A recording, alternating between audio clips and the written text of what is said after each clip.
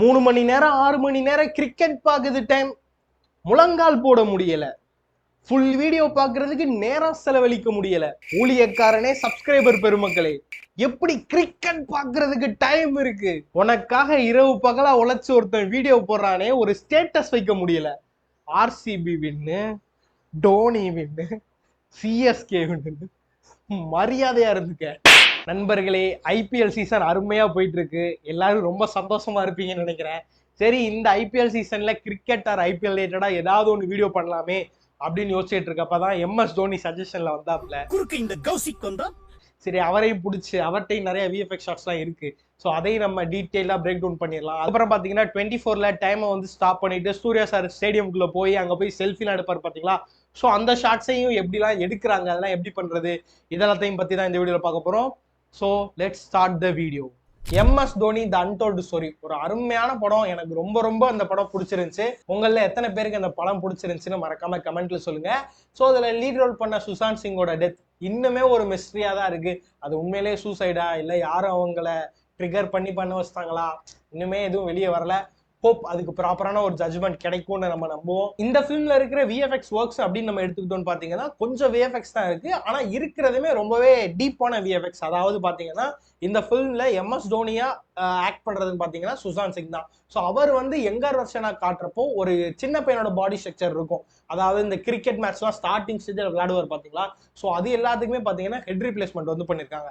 அதை தாண்டி நிறைய ஸ்டேடியம்ல இருக்கிற மாதிரி சீன்ஸ், நிறைய கிரௌடடான என்விரான்மெண்ட்ல இருக்கிற மாதிரி ஷார்ட்ஸ்லாம் பாத்தீங்கன்னா கிரௌட் ஒர்க் வந்து பண்ணிருக்காங்க. அதாவது நிறைய கிரௌட் வந்து ஆட் பண்ணிருக்காங்க. இப்போ ஸ்டேடியம் பாத்தீங்கன்னா நிறைய இடத்துல ஸ்டேடியம்ல கிரௌடே இல்லாம எடுத்துட்டு எக்ஸ்ட்ரா கிரௌட் வந்து ஆட் பண்ணிருக்காங்க. தென் அதை தாண்டி பாத்தீங்கன்னா நிறைய இன்விசிபிள் விஎஃப்எக்ஸ் ஒர்க்ஸ்மே இருக்கு. எப்பவுமே நம்ம விஎஃப்எக்ஸ் எடுத்துக்கிட்டோம்னா ஒரு விஷயத்த பண்றதுக்கு நிறைய மெத்தட்ஸ் இருக்கும். ஒரு ஸ்டூடியோவும் ஒரு மெத்தடை வந்து ஃபாலோ பண்ணுவாங்க. இதை வந்து நம்ம எப்படி எடுத்துக்கலாம்னு பாத்தீங்கன்னா, நம்ம ஸ்கூல் படிக்கிறப்போ அங்க இருக்கிற மேக்ஸ் டீச்சர் வந்து அவங்களோட மெத்தட் அண்ட் ப்ரொசீஜர் வேற மாதிரி சொல்லி கொடுப்பாங்க.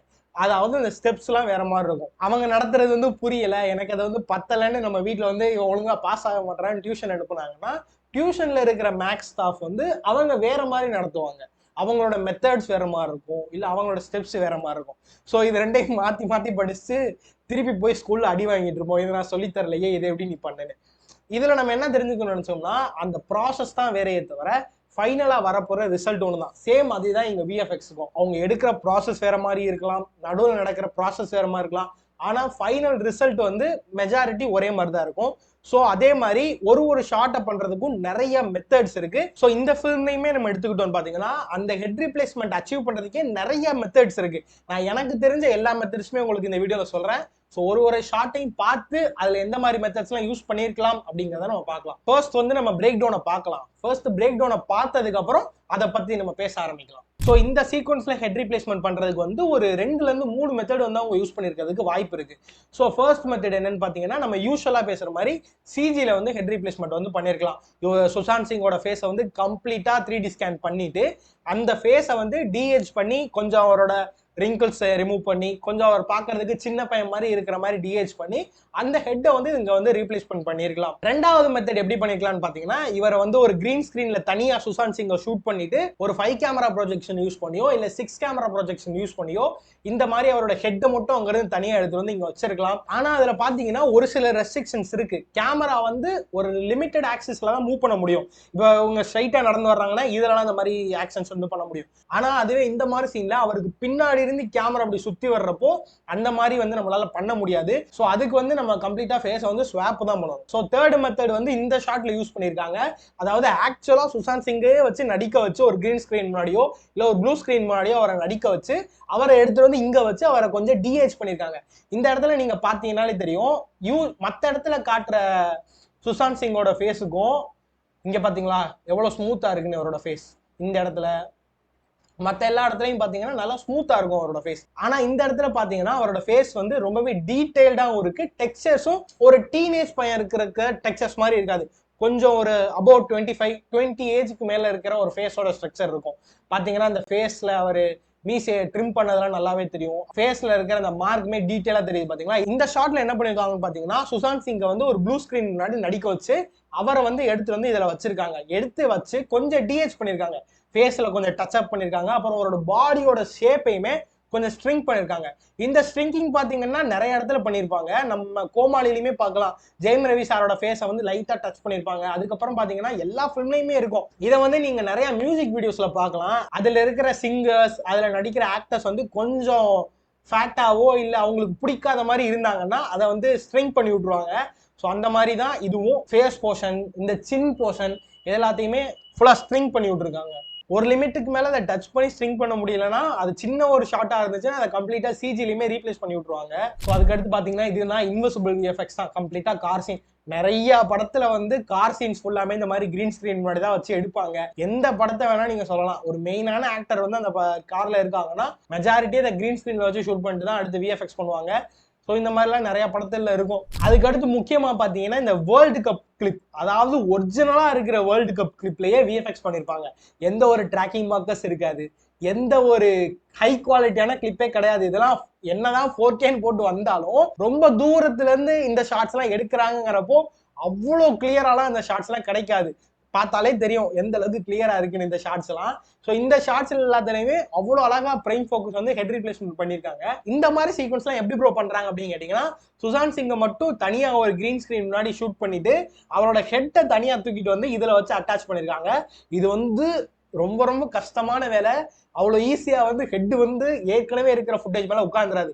ஏன்னு பாத்தீங்கன்னா அது வந்து அவ்வளோ குவாலிட்டியான ஃபுட்டேஜ் கிடையாது, ட்ராக்கிங் மார்க்கஸே கிடையாது. டிவியில ஸ்கிரீன் பண்றதுக்காக எடுக்கப்பட்ட ஒரு ஃபுட்டேஜ்ல நம்ம விஎஃப்எக்ஸ் பண்றதுங்கிறது அவ்வளவு ஈஸியான விஷயம் கிடையாது. ஸோ இதுல வந்து பிரைம் ஃபோக்கஸ் சூப்பரான ஒர்க் பண்ணியிருக்காங்க. கொஞ்சம் மிஸ்டேக்ஸ் இருக்கதான் செய்யுது, ஆனா மிஸ்டேக்ஸே இல்லைன்னா நான் சொல்லிட முடியாது. ஆனா அவங்க பண்ணியிருக்கிறது வந்து ஈஸியான ஒர்க்ஸ் கிடையாது. ஒரு சில ஷார்ட்ஸ்ல தான் நம்மளால வந்து ஹெட் ரீப்ளேஸ்மெண்ட் பண்ண முடியும். ஏன்னா அதுலதான் வந்து பாக்குறதுக்கு வந்து வெறும் அப்பர் பாடி மட்டும் தெரியும். அந்த மாதிரி ஷார்ட்ஸ் எல்லாம் நம்ம ஹெட் ரீப்ளேஸ்மெண்ட் பண்ணிடலாம். ஆனா ஒரு ஃபுல் பாடி இருக்கிறப்போ அதை ட்ராக் பண்றதுக்கும் கஷ்டம். இந்த ஃபிலிம் ஃபுல்லாவுமே நம்ம எம்எஸ் தோனியா சுசாந்த் சிங்கை தான் பார்த்துட்டு வரோம். ஸோ அப்படி பார்த்துட்டு வந்து இந்த இடத்துல கடைசி அவரோட ஃபுல் பாடி தெரியறப்போ வெறும் ஹெட்டை மட்டும் நம்ம ரீப்ளேஸ் பண்ணோம்னா அது நம்மளுக்கு சிங்க் ஆகாது. ஸோ அதுக்கு என்ன பண்ணிருக்காங்கன்னு பாத்தீங்கன்னா கம்ப்ளீட்டா பாடி ரீப்ளேஸ்மெண்ட்டுமே பண்ணிருக்காங்க. எம்எஸ் தோனியை வந்து கம்ப்ளீட்டா அதுல இருந்து ரிமூவ் பண்ணிட்டு சுசாந்த் சிங்கை வச்சு அதுல ரீப்ளேஸ்மெண்ட் பண்ணிருக்காங்க. எல்லாமே ரொம்ப ஸ்மூத்தா இருக்கு அந்த டிரான்சிஷன்ல இருந்து எல்லாமே. சில ஷார்ட்ஸ்ல கம்ப்ளீட்டா இவரே வச்சு கூட ஃபுல் பாடியுமே ரீப்ளேஸ் பண்ணிருக்காங்க. இதெல்லாம் அந்த படத்தோட ஒரு முக்கியமான ஷாட், ரொம்ப கிளாரிட்டியா இருக்கணுங்கிறதுக்காக இதை வந்து கம்ப்ளீட்டா இவரை வச்சே பிளே பண்ணிருக்காங்க. ஸோ அடுத்து பாத்தீங்கன்னா 24 சூர்யா சாரோட படம். சூப்பரான படம் இந்த படம்லாம். பட் ரெட்ரோ வேற ரிலீஸ் ஆகுது. ரெட்ரோ பார்த்துட்டு எப்படி இருக்குன்னு பார்க்கலாம். ஸோ இதுலயும் நிறைய ஹெட் ரீப்ளேஸ்மெண்ட்லாம் இருக்கு. இதெல்லாம் பத்தி நம்ம அடுத்து டெடிகேட்டட் வீடியோ 24க்காக நான் ஒன்று பண்றேன். ஸோ அதுல பார்க்கலாம். எடுத்த உடனே பாத்தீங்கன்னா ஸ்டேடியம்குள்ள வந்து அவங்க என்டர் ஆகுறதுல இருந்து இந்த சீன் வந்து நம்மளுக்கு ஆரம்பிக்கும். ஸோ இதுல வந்து அவங்க எப்படி ஃபில்ம் பண்ணுவாங்க இதை வந்து படின்னு பாத்தீங்கன்னா, எந்தெந்த ஆப்ஜெக்ட்லாம் மூவபிளா இருக்குமோ, அதாவது பாத்தீங்கன்னா இதுல வந்து சில இடத்துல ஸ்மோக்ஸ் வந்து பறக்கிற மாதிரி இருக்கும், சில இடத்துல நேஷனல் பிளாக் வந்து பறந்துகிட்டு இருக்கிறது அப்படியே ஸ்டாப் ஆகி நிக்கிற மாதிரி இருக்கும்.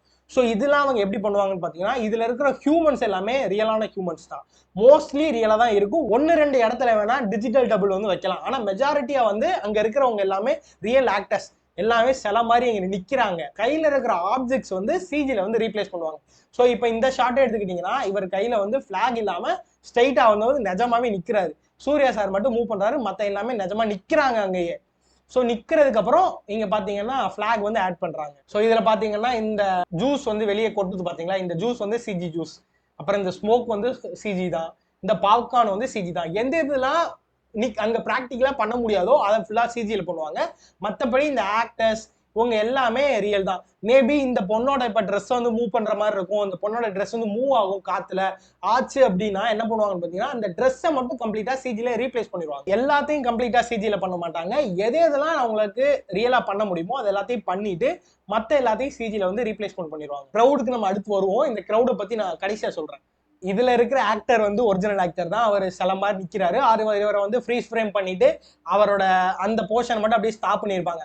இந்த பால் இருக்கு பாத்தீங்களா, இந்த பாலை வந்து செட்ல வச்சிருக்காங்க, வச்சுட்டு சிஜில வந்து ரீப்ளேஸ்மெண்ட் பண்ணிருக்கலாம், ஆர் அந்த பாலை வந்து ஃப்ரீஸ் ஃப்ரேம் பண்ணிருக்கலாம்.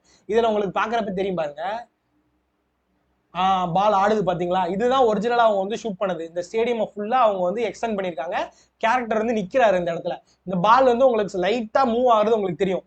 இதை வந்து ஃப்ரீஸ் ஃப்ரேம் பண்ணி அப்படியே வச்சிருந்திருப்பாங்க. இப்போ கரெக்டா சூர்யா சார் வந்து எடுக்க போறப்போ அந்த பாலை வந்து அங்க இருந்து ரிமூவ் பண்ணி விட்டுருவாங்க. தெரியுது பாத்தீங்களா, இங்க இருந்து அவர் பால் அப்படியே எடுத்துட்டாரு. எடுத்து இந்த பக்கம் வைக்கிறப்போ மேல அப்படியே ஸ்ட்ரிங் இருக்கும், ஸ்ட்ரிங்ல வந்து அது அப்படியே நின்றோம். இங்க அவர் இப்படி விட்ட உடனே அந்த பால் வந்து அப்படியே ஃப்ரீஸ் ஃப்ரேம் பண்ணிடுவாங்க. ஸோ அதுக்கப்புறம் பாத்தீங்கன்னா டோனி கூட போட்டோ எடுக்கிறதுக்காக தலைவர் போறாரு. ஸோ இந்த ஷாட் எப்படி பண்ணியிருப்பாங்க ப்ரோ, இதுல வந்து எம்எஸ் தோனி நிக்கிறாரே அப்படின்னு கேட்டீங்கன்னா, இதையும் பண்றதுக்கு நிறைய மெத்தட்ஸ் இருக்கு. அதுல சொன்ன மாதிரியே தான் ஒரு டம்மி கேரக்டரை வச்சுட்டு ஃபேஸை மட்டும் இவங்க ரீப்ளேஸ்மெண்ட் பண்ணிருக்கலாம். ஃபுல் அண்ட் ஃபுல் ஒரு ஸ்டாட்டிக்கான பாடி ஈஸியா ரீப்ளேஸ்மெண்ட் பண்ணிடலாம். அப்படி பண்ணலன்னா கம்ப்ளீட்டா ஒரு பாடியே ரீப்ளேஸ்மெண்ட் பண்ணி ஒரு இமேஜை கூட எடுத்துட்டு வந்து வச்சிருக்கலாம். இதை வந்து அவங்க பண்ணவங்களுக்கு தான் எந்த மெத்தட் யூஸ் பண்ணாங்கன்னு தெரியும். சப்போஸ் இதுல ஒர்க் பண்ணவங்க இருந்தீங்கன்னா மறக்காம கமெண்ட் பண்ணுங்க. ஆறு நம்ம டிஸ்கார்ட் சர்வர் இருக்கு, எப்போ வேணா நீங்க ஜாயின் பண்ணிக்கலாம். மறக்காம ஜாயின் பண்ணி அங்கேயும் வாங்க, நம்ம டிஸ்கஸ் பண்ணலாம் இதெல்லாம் எப்படி பண்ணீங்க அப்படிங்கிறது.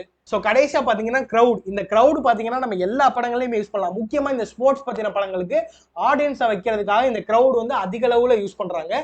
ஸோ இதை பண்றதுக்கு எந்த மாதிரிலாம் பண்ணலாம்னு பாத்தீங்கன்னா, ஆக்ஷன் விஎஃப்எக்ஸ் நீங்க பார்த்திருப்பீங்கன்னு நினைக்கிறேன். ஸோ அதுல என்ன பண்ணுவாங்கன்னு பாத்தீங்கன்னா, இந்த கிரௌட் பிளேட்ஸ் வந்து கொடுப்பாங்க.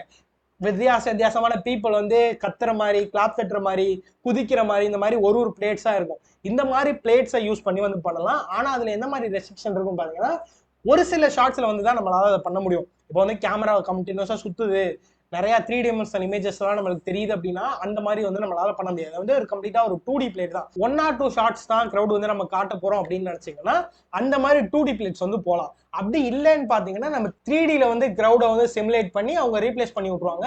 இந்த கிரௌட் ரீப்ளேஸ்மெண்ட் பண்றது வந்து சூப்பரா இருக்கும். ஆக்சுவலா சொல்ல போனோம்னா இவ்வளவு பெரிய கிரௌடை வந்து ரீப்ளேஸ்மெண்ட் பண்றது ஒரு மாதிரி ஜாலியா இருக்கும். இந்த ஸ்டேடியம் வந்து பாத்தீங்கன்னா கீழே உள்ள போர்ஷன் மட்டும் அவங்க வந்து எடுத்திருக்காங்க. கீழே உள்ள போர்ஷன் எடுத்துட்டு மேல உள்ளது ஃபுல்லா கம்ப்ளீட்டா சிஜி ரீப்ளேஸ்மெண்ட் பண்ணிப்பாங்க. ஸோ இந்த மாதிரி மெத்தட்ஸ் யூஸ் பண்ணி தான் இந்த மாதிரி கிரௌட் ரீப்ளேஸ்மெண்ட் பண்றது, ஹெட் ரீப்ளேஸ்மெண்ட்லாம் பண்றாங்க. ஸோ பார்க்கலாம். அடுத்து உங்களுக்கு ஏதாவது ஒரு வீடியோ பத்தி தெரிஞ்சுக்கணும்னு நினைச்சீங்கன்னா மறக்காம கமெண்ட் பண்ணுங்க. நம்ம டிஸ்கஸ் சர்வர் லிங்கையுமே கீழே மென்ஷன் பண்ணிருக்கேன். அங்கேயும் நீங்க ஜாயின் பண்ணி உங்களோட ஐடியாஸ் ஷேர் பண்ணலாம். ரொம்பவே யூஸ்ஃபுல்லா இருக்கும். இதே மாதிரி இன்ட்ரெஸ்டிங்கான வீடியோஸ்லாம் நீங்களும் பார்க்கணும்னு நினைச்சீங்கன்னா கண்டிப்பா கடைசி வரைக்கும் புதுசா பாக்குறவங்க இருக்க மாட்டீங்கன்னு நினைக்கிறேன். சப்போஸ் இருந்தீங்கன்னா மறக்காம சேனலை சப்ஸ்கிரைப் பண்ணிக்கோங்க. அடுத்த வீடியோல பார்க்கலாம். பை.